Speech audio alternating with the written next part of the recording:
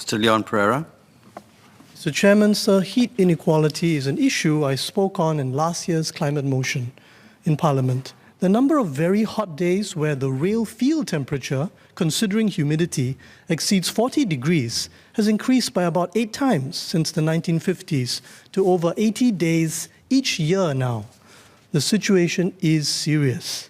The government mentioned 1 year ago that it is working on an urban heat impact mitigation action plan. I'd like to ask the Minister for an update and propose that the action plan consider lower income groups and blue-collar workers, including migrant workers. Firstly, on prioritizing low-income groups, the cheapest air conditioners cost about 60 cents per hour for electricity, so many less well-off residents head to air-conditioned spaces like malls and libraries, which are important for the hottest days in the year.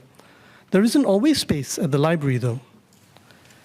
From what I understand, the Green Towns program does not prioritize vulnerable neighborhoods. Can we quickly provide good stopgap measures for such vulnerable areas?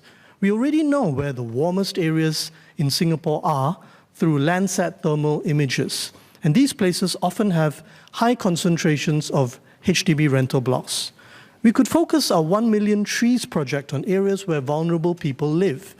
We also have a program providing vouchers for households to buy high-efficiency appliances like fridges, but can we extend this to include fans and include more households? Moreover, can we look into including living space temperature requirements under the building control regulations? I would also like to ask, what are the government's targets to retrofit old estates to deal with the urban heat island effect? Next, on blue-collar workers. Blue-collar workers face the short end of the stick. For shift workers, it can be really hot sleeping during the day. This reduces sleep quality and quantity, which has an impact on workplace safety. Studies show that driving on low-quality sleep can be as dangerous as drink driving. With migrant workers, many have spoken about why they choose to sleep on the floor or on hardboards without bedding. The heat can be unbearable because very often you have 16 workers in a room and many dorms have metal roofing and walls. NEA recently released a good environmental health practices statement. However, there are no legally binding measures regarding heat management. With the MOM Employer's Guide for Domestic Workers, there is no definition for, quote, adequate ventilation, unquote.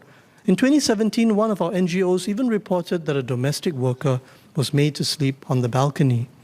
Of course, most employers put in effort to ensure workers have decent living conditions, but let's work towards stricter binding guidelines so that no worker is left behind. Thank you.